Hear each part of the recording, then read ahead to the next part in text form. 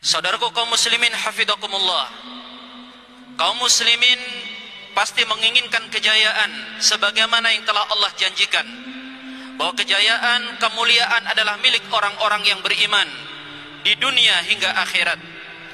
Namun demikian jemaah dimuliakan Allah, untuk bisa mewujudkan itu semuanya tentu ada syarat-syarat yang harus dipenuhi.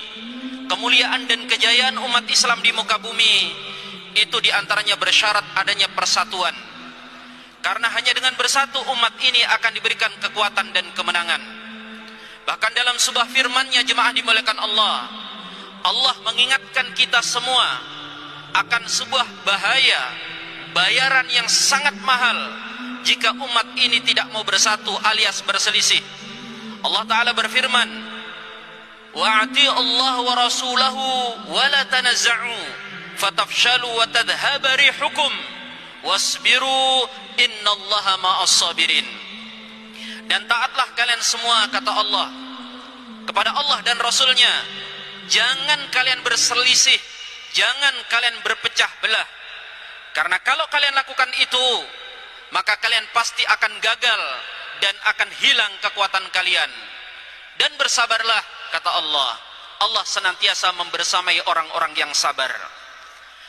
Lewat ayat ini jemaah dimuliakan Allah, Allah Ta'ala mengingatkan kepada kita bayaran yang sangat akan mahal, yang tidak akan ada satupun dari kita yang mampu untuk menunaikannya, yaitu jika umat ini berpecah belah, mereka pasti akan gagal. Dan bukan hanya gagal, akan hilang kekuatan mereka.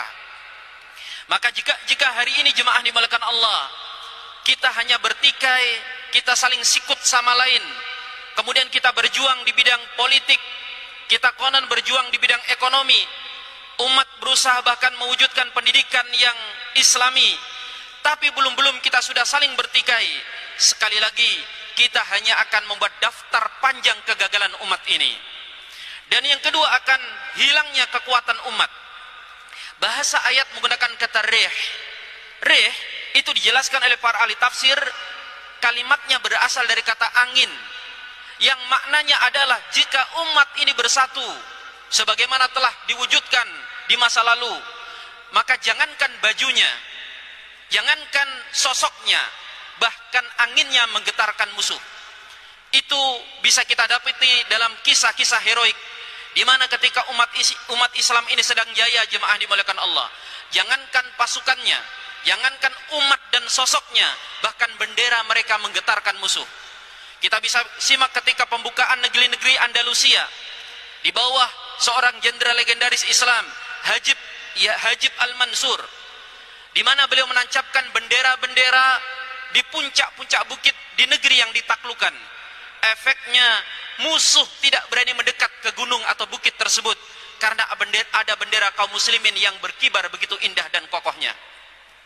Begitu juga ketika terjadi paregrek di Eropa, perang saudara antara sekte-sekte Nasrani, jutaan manusia menjadi tumbal. Salah satu kerajaan di sana minta tolong kepada umat Islam.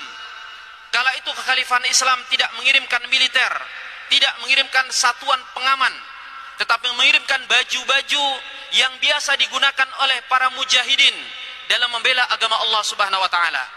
Dan kemudian ini dikenakan di perbatasan kerajaan tersebut.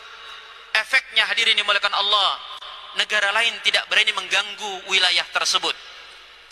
Juga bisa kita ketahui ketika di daerah Amuria ada seorang muslimah diganggu oleh beberapa tentara Romawi, maka muslimah ini berteriak mengatakan wa mu'tasima, memanggil nama khalifah Islam yang ada di Baghdad kala itu.